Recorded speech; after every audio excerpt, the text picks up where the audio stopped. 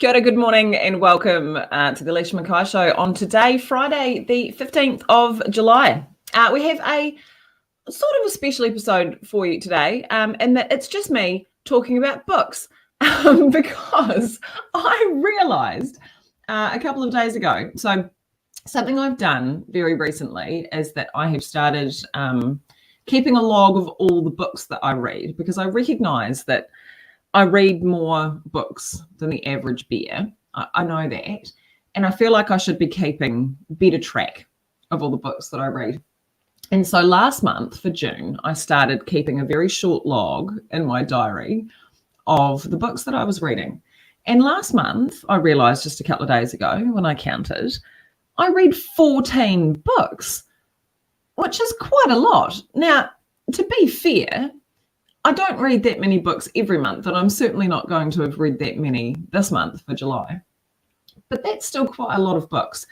And so I am going to, well, I have written a very brief blog post with a 1 or 2 sentence summary of all of the books that I read and what I thought about them. But I thought it would be a shame not to share the results of some of that reading with you guys. And so essentially my plan for today, for all of you, wherever you're dialing in from, is to do an extended version of the Alicia Reads segment of the Alicia McKay Show, which I'm now going to play my own intro bit for, because why not?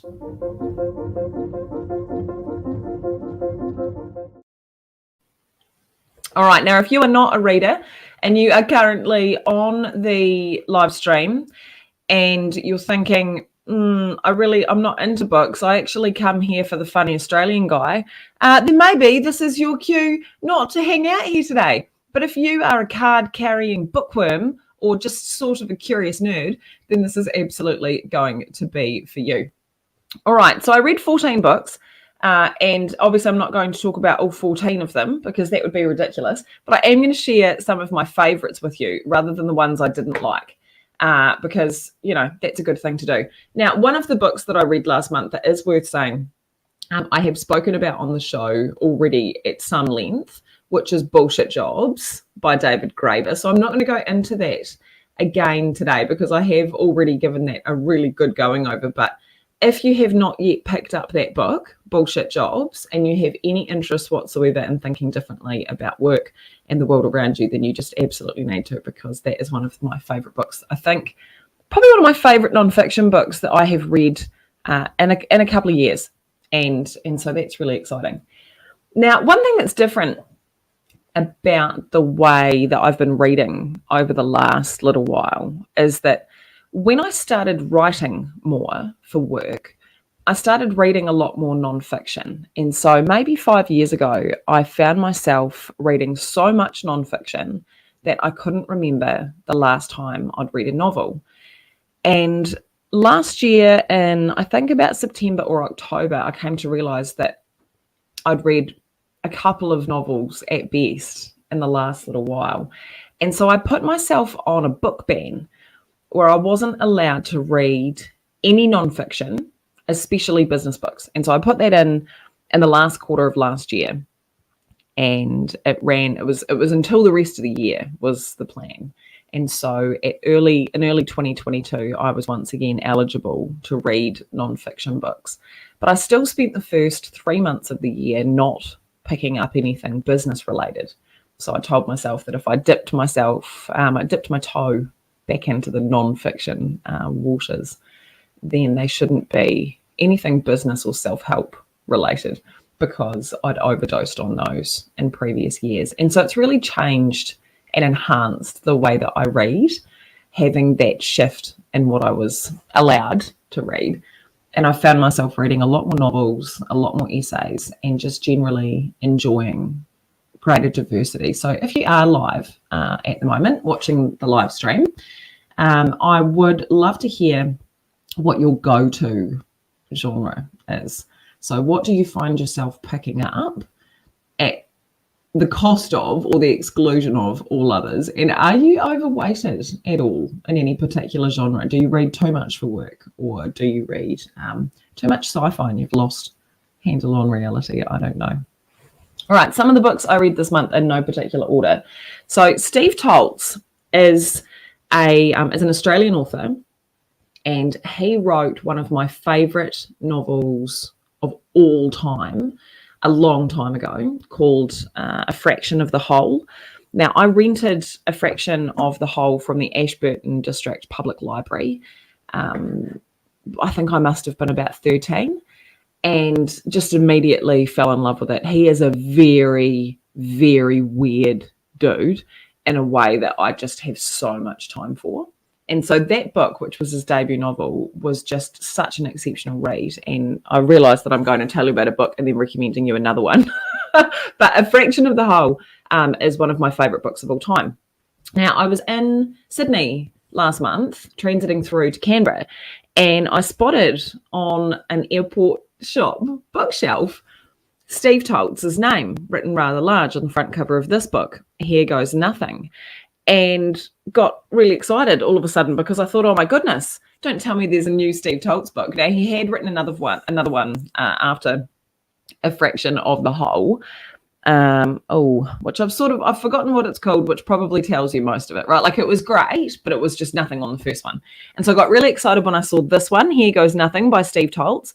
And I thought, right, I am going to read this book forthwith because I can't believe he's written a new one. It's been a long time. And so I picked this up at the airport and read it around the conference that I was at for the next couple of days. So I read it over that couple of days in hotel rooms and on planes, and actually did a lot of waiting in line for airport security and that sort of thing, holding the book, because that's my favourite thing to do, which I have justified this rude antisocial behaviour by thinking to myself that most people stand there and scroll on their phones when they're waiting in a line or when they're waiting at a shop counter, and that's extremely rude. And that reading a book is also rude, but better than that. And I was called out for that yesterday by producer Cam, who said to me, you can't really justify that behaviour by saying, well, other people do a thing that's worse, so I can be an asshole too, in a way that I feel more smug about, which is sort of fair. But anyway, that's what I was doing. So Here Goes Nothing by Steve Toltz. This is a novel essentially about the afterlife, and it's weird and irreverent and witty and clever, and also, like, it's all right, you know? Like, I'm excited about it. I think my reviews of his work are unfair because I was so taken by the first book, which was shortlisted for the Booker Prize. It was just that good. I was so taken by that book that I feel like nothing's measured up since. But this is an extremely good read regardless. And I do have a section from the book that I think I am going to attempt to read a section. Cam said to me this morning that I should read pieces of the books that I like. And I felt a little bit weird about that. I was like, I don't know if I want to be reading sections out. I think that's a little bit odd. But this book had such a good passage in it that I underlined it multiple times. Then I texted it to people, and then we actually shared it at a dinner we were at not long after. And he also recorded so it is such a good section, and so essentially what's happening in this particular passage of the book is that one of the main characters, which is the protagonist's wife or soon to be widow, she is a marriage celebrant, but she's really alternative in that she's got these really fired up views on the world, and she just unleashes these diatribes in her ceremonies that she holds for people. So she's got a particular niche in the market in the way that she talks about love and marriage. And it's just delightful to read her rants. And I mean, no guesses as to why I enjoy a strong woman ranting. But it is extremely good. But in this particular marriage ceremony, she is giving this, sort of, what's the word, like an address, a valediction. I'm not actually sure what the word is for a celebrant, to the crowd. And she gives the couple some advice on how to navigate their new marriage, their life as newlyweds. And she says, right, here are some survival tools. The enemy of love is impatience and eye rolling. Even gentle mockery is corrosive. Learn how to diffuse the other's ticking bomb. Notice what the beginning of a negative spiral looks like. Prioritize snoring remedies. Don't exaggerate hurt feelings. Have more morning sex than night sex. Identify which of your partner's faults are unfixable and devise a workaround. In marriage, it is survival of the deafest. She was shouting right in their faces. No bathroom light bulbs over 40 watts. Deciding what to eat will constitute 3/4 of your marriage. So when it comes to menus, always state strong preferences. And remember, you're there to soften the blows, even when you're the one delivering them. And so this was Gracie's address to the betrothed at the wedding ceremony that she was officiating. And I just loved it so much that I got my pen and I scribbled around it because I was like, oh my God, this is really good. And I just think that's the best relationship advice that I have ever read, including even gentle mockery is corrosive, which I think is really interesting because I'm a mocker. And remember that you're there to soften the blows, even when you're the one delivering them. Interesting thought. Anyway, this book, Here Goes Nothing by Steve Toll. It's a great read. It looks bigger than it is. A lot of paragraph spacing. Don't panic about the length. So this one is worth a read. On my novel theme, another novel I read while traveling. I read this one on a plane between Melbourne and Wellington. And Clara and the Sun, you have probably, if you are a novel fan, if you're a fiction reader, you've probably come across this book because it has gone absolutely bonkers in the charts, and everybody loves it. And I think the Wellington Book Club this month used this book as their book club read, and rightly so, because this book, Clara and the Sun by Kazuo Ishiguro, is an absolutely beautiful novel. And what I love about this, what I love about what this book does, is that it's actually a bit science fiction, right? So the book is about artificial intelligence and a mildly dystopian, but not that dystopian, now it doesn't feel that dystopian anymore, future where it's normal for children to have had their intelligence augmented or to have been lifted, and where most children also have what they call an artificial friend, which is essentially a robot friend. And it's written from the perspective of the robot friend.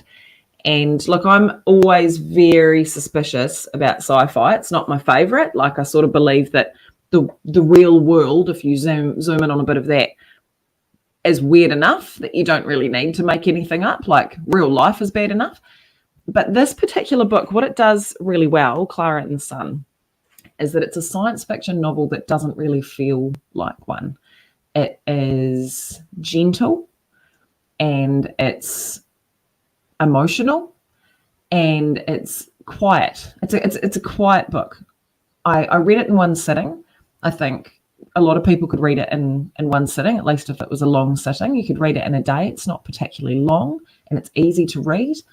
But I got to the end and I regretted reading it in one sitting because it was so touching and thoughtful that I sort of felt like I had done myself a disservice by finishing my journey with the book as quickly as I did.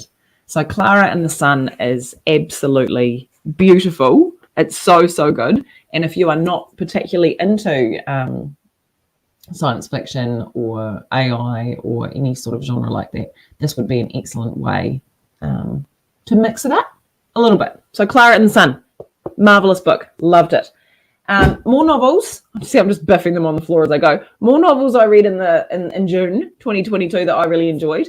Those of you who read Three Women by Lisa Today when it came out a few years ago, if you have not yet picked up Ghost Lover because you thought that, I don't know, the cover was a bit weird, or perhaps it would be too lovey-dovey, because that's what I did with it.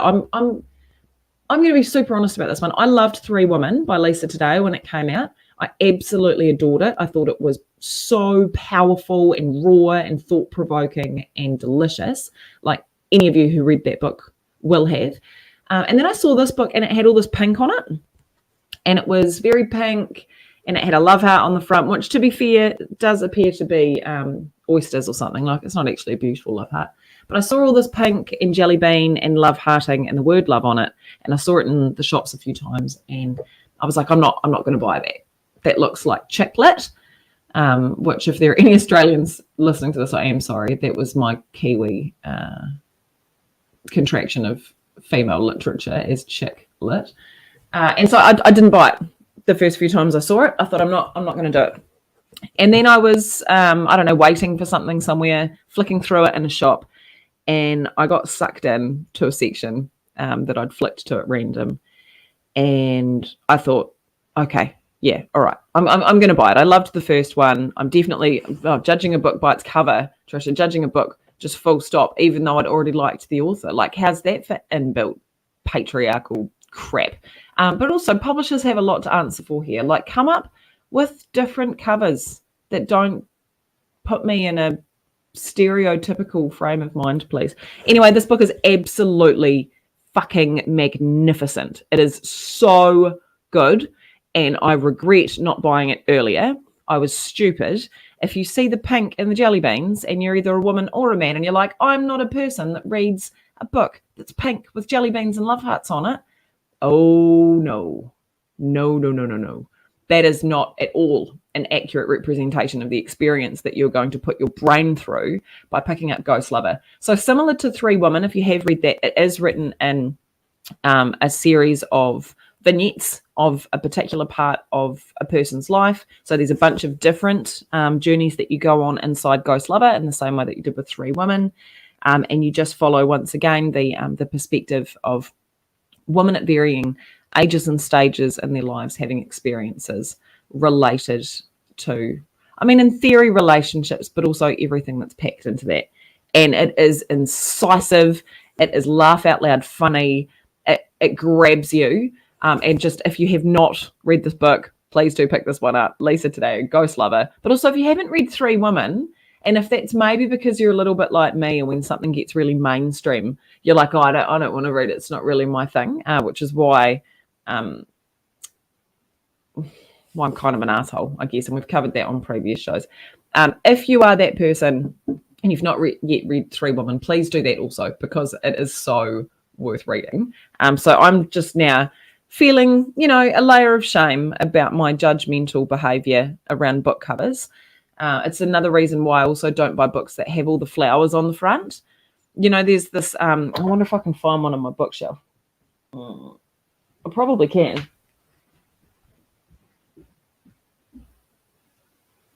Okay, not fast enough for it to be worth it. There's a format at the moment where books written particularly by women have this really dark gothic floral background on the cover, and there's heaps of them. They all have the same background. It's like they've decided, okay, this worked once from a marketing perspective, so that's what we're going to put on all the books now, particularly those by female authors. And it's just such a shitty thing to do, and it really annoys me.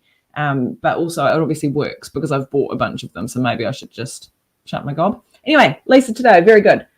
Other books I read last month that I thought were magnificent, as I'm a bit behind on my Clementine Ford reading, and so this book came out a little while ago, last year, I think. Maybe the year before. Maybe last year was the year that How We Love came out, or maybe that was this year. I'm not sure. Anyway, Boys Will Be Boys by Clementine Ford. So you may have read Fight Like a Girl if you enjoy reading feminist style literature.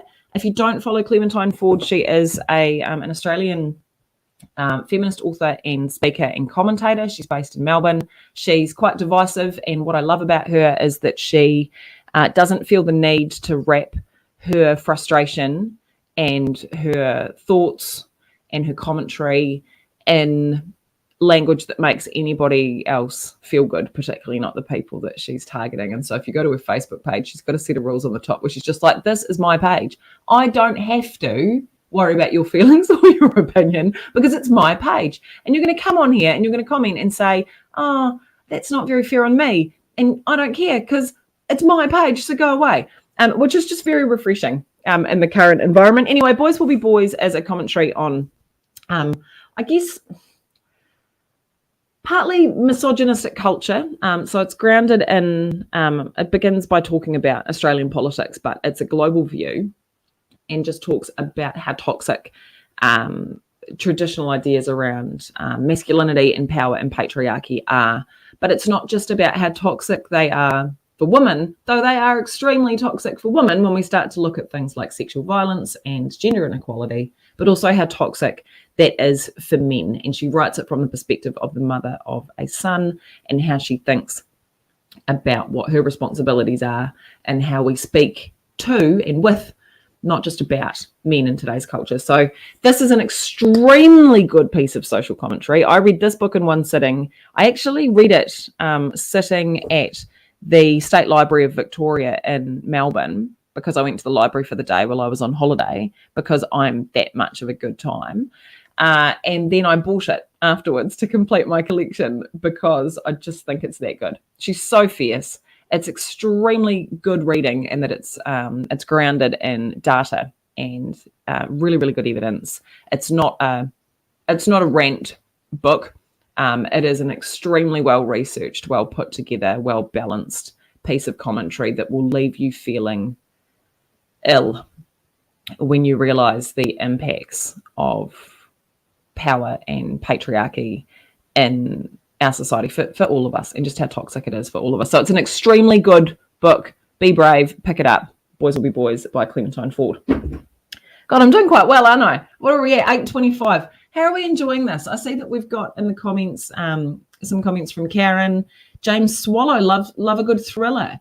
Yeah, and then that's the old-timey equivalent of watching true crime on Netflix or listening to true crime podcasts, isn't it, Karen? Which has become extremely popular over the last few years. But the OG true crime was thriller books, right?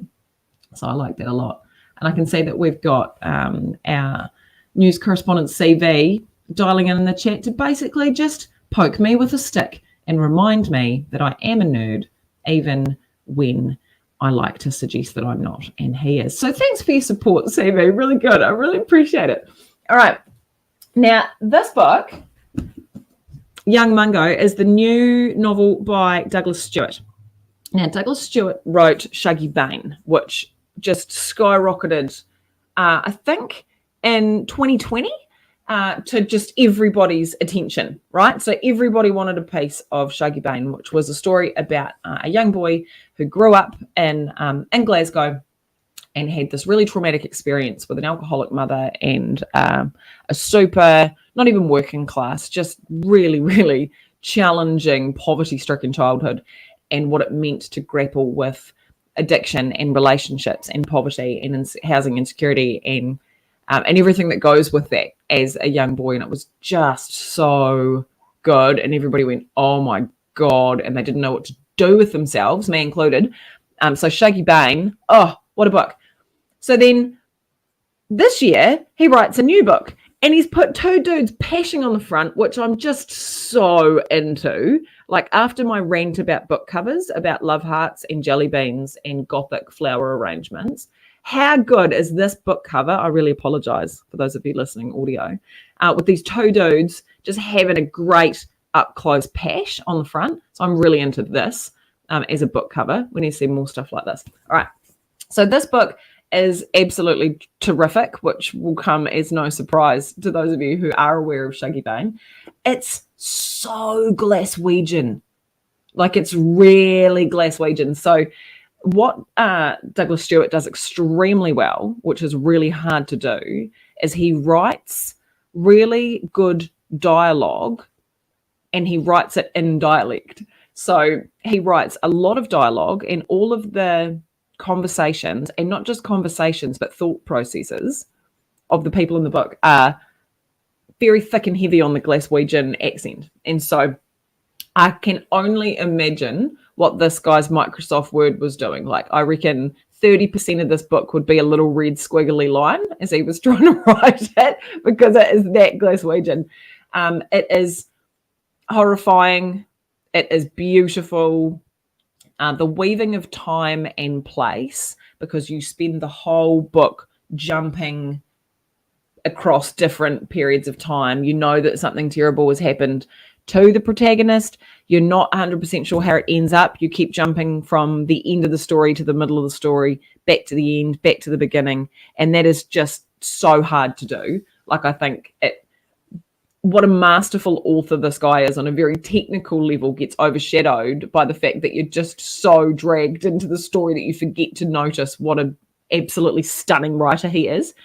So this is an absolutely wonderful book, again, about the experiences of somebody growing up in Glasgow in a housing complex that was built, post-war, kind of like state housing, and what those communities were like and what they did to families when the factories and manufacturing closed down. So there's a lot of Thatcher commentary in it, which is quite enjoyable from a few different perspectives, including those who were, disenfranchised or unemployed after those big sweeping economic reforms in the 80s.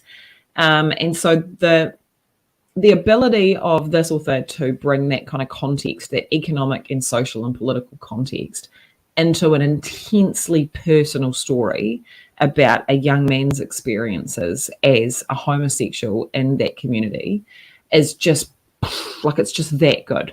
And then I went Googling him after I read it. I was like, what is this guy's story? And so he's from Glasgow, and he ended up, so he comes from a really working class family. So he's obviously writing some of his own reality or experience, which you can kind of sense when you read a novel where somebody does that well, but you never want to make any assumptions. And ended up, I think, moving to America. I want to say New York, but I'm just going off memory here, to go to fashion school, and is all about fashion and art design, and also happens to be an immensely talented writer. So basically, I am a Douglas Stewart fangirl, and Young Mungo is so worth a read. It was beautiful.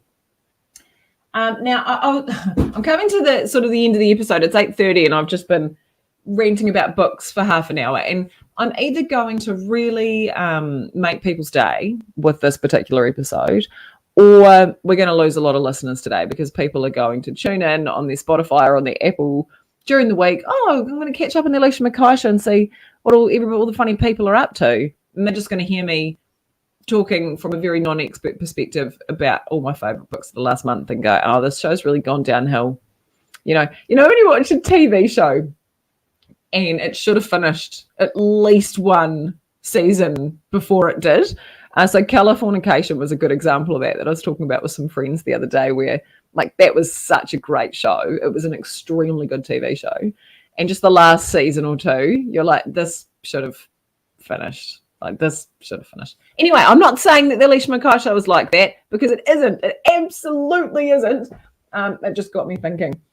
Now, I've also been reading 3 books this week that I just quickly want to put out there before I go any further, because they've all made me feel things. And I feel really weird about all of them. And I think feelings are best processed live and without much thought. So 3 books that are happening for me this week. This is a novel, and it's called The Sentence by Louise Erdrich. Now, she also wrote The Night Watchman, which I think came out last year or a couple of years ago. And I bought it, and I felt weird about it in the first few pages, and I never finished it. And I've always had a mild level of reader guilt about that, because it won all the prizes. It was the thing, and I didn't read it because I felt weird about it the first time I picked it up. And now I feel like a dick, because I've just read The Sentence, which is her latest book, and it is an absolute masterpiece. It is so masterful. So this book is written in present day. So it begins with a little bit of backstory for the central protagonist, which is an Indigenous Native American woman called Tookie, and it takes you through Tookie's life. So Tookie lives in Minneapolis, and this happens in COVID times. She works in a bookstore with her husband, and the way... What I said to Cam yesterday when I finished it, because I felt really weird when I finished it. I sat for a while, and I kind of didn't know what to say or do, and I still don't know how I feel. So most books I can just swallow. I just consume them. I just pick them up, and I insert them into my brain, and I read really quickly, and I'm done with it in a few hours, and I'm like, good. Glad I've eaten that one. This book was so chewy that I could only read a couple of chapters at a time over the space of a week or two, because I just felt like that was all I could do for now. And that's quite rare, particularly in popular fiction. And I mean, this is essentially a ghost story. You know, it's about a haunting, and it just also isn't a ghost story at all. And what I said to Cam, this is right, that's what I was saying. What I said to him yesterday about this book was that it's a book that is so well done and so gripping that you do not question a whole bunch of the ghost story elements of this book. So you're so invested in the personal journey of Tuki and the bookstore that she works in and the book recommendations that she gives out. And the best thing about this book is that it closes with about 5 pages of book recommendations, which is just like, that is a solid effort. More books should do that. But you're so invested in the protagonist's journey and what's happening and the context and wondering what's going to happen, because it covers, like, during the book, Black Lives Matter happens in this city, the George Floyd incident, and then resulting Black Lives Matter riots and demonstrations are all taking place in Minneapolis in the midst of the pandemic, at the same time as taking you on a journey through Indigenous wisdom and American history and all of these really fantastical elements with the ghost and the haunting and spirituality. And it's all done in a way that you don't even question it. So there are scenes where really quite bizarre supernatural things take place and you're nodding along going, yeah, that makes sense. That makes perfect sense. And I'm a bit of a skeptic. I don't read supernatural or science fiction, as I mentioned earlier. And I was just nodding along.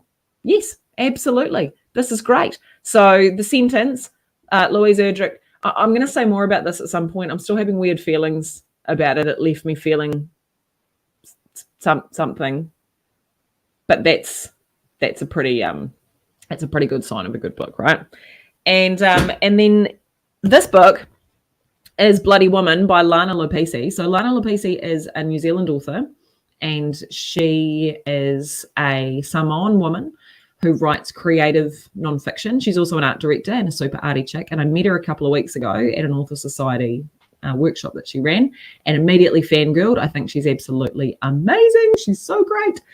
And so she writes this book, Bloody Woman, is a collection of personal essays written about her experiencing life in the body of a Samoan woman. And it uses a bunch of symbolism and imagery around blood and menstruation, which some of you might find to be challenging to wrap your head around as a narrative device, but it is done so well, and it is just so good. So she talks about feminism and gender equality and conversations we don't have about being a woman, and it's just so good. She is such a great writer and such an amazing chick.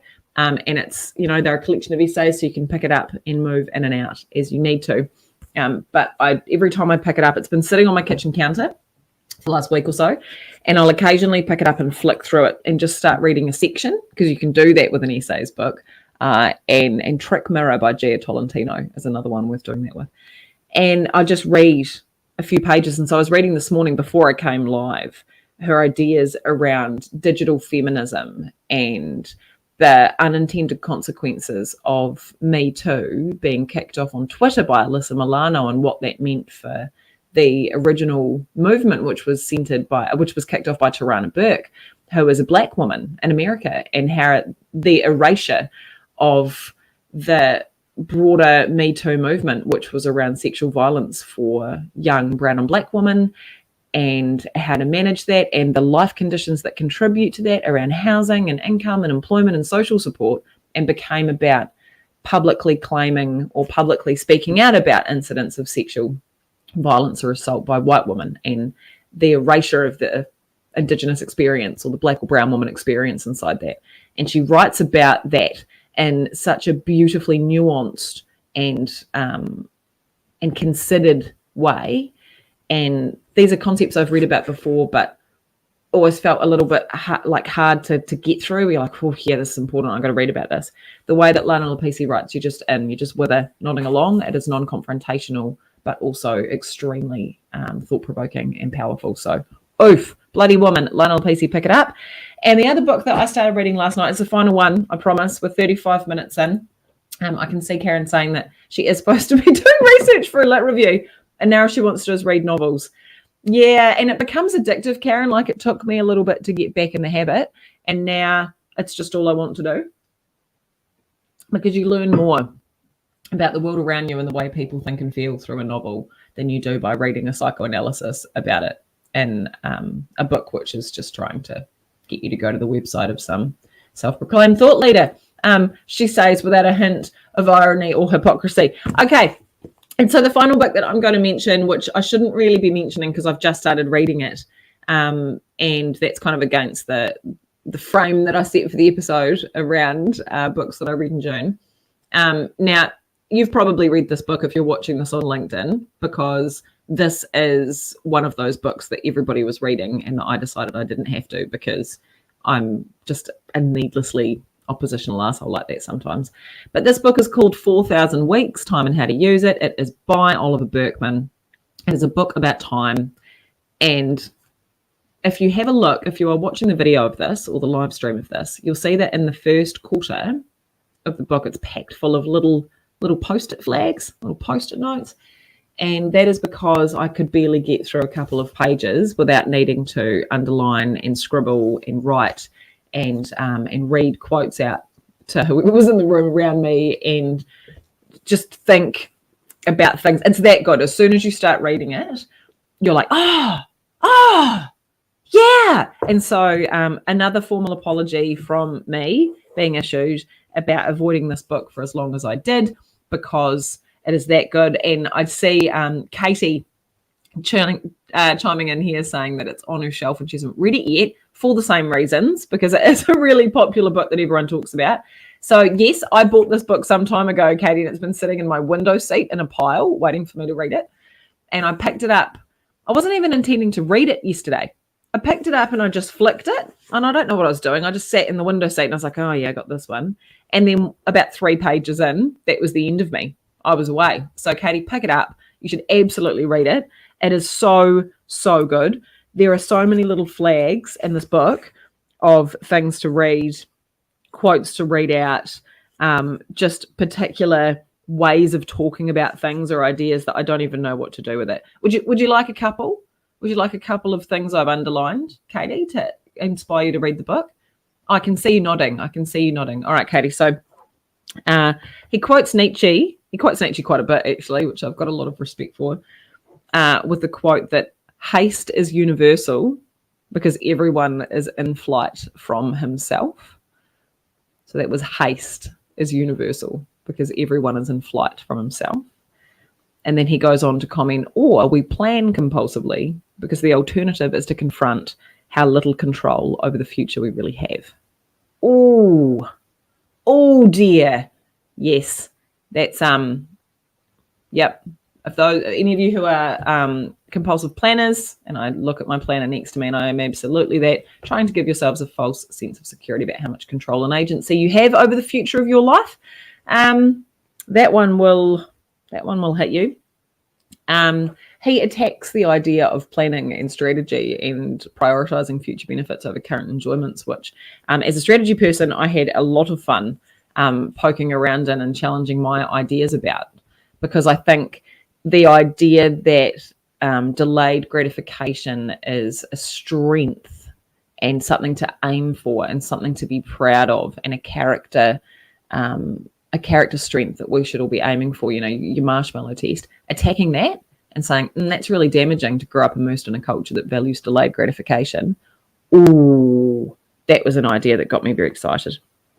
And I think the other section that I loved a lot was actually a quote that he included from essayist Marilyn Robinson, where there's a section I underlined multiple times in there, which is always a good start.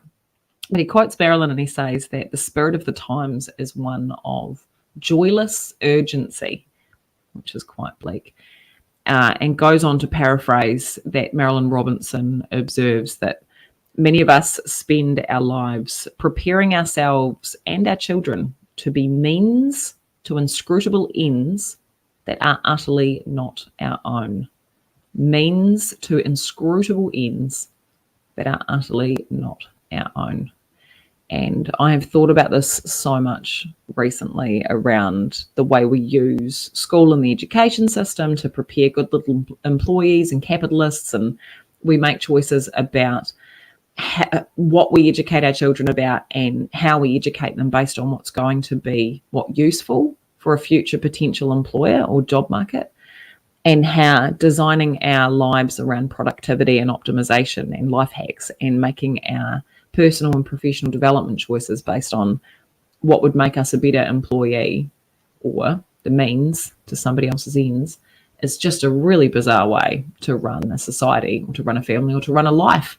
And hearing it described in that way just went oof for me. And I loved that a lot. And look, I'm only a third of the way through, and it's all post-it note flags from here on out. So 4,000 Weeks by Oliver Burkeman. If you have been, like me and Katie Quinney, avoiding that book because it was so popular, there was a reason, funnily enough, it was so popular, and you should absolutely pick it up. All right, that was a lot of books. It wasn't even all the books that I read last month, but I've run out of time. It's been 40 minutes. For those of you who have joined and stayed for this episode where I just get to talk about books for the whole time, thank you so much for joining me and for sitting through. I hope that the Alicia McKay review section was helpful to you as you think about some of the books that you would like to read over the next little while. I almost hesitate to do this because my to be read pile is so high right now, but if you have any book recommendations that you think I absolutely need to know about, or that the people who are watching this absolutely need to know about, please do send them in to me through my website, or if you are watching this on LinkedIn or YouTube, pop them in the comments, because I'm always looking for new book recommendations, even though, quite frankly, that is a toxic trait because I don't need to own any more books.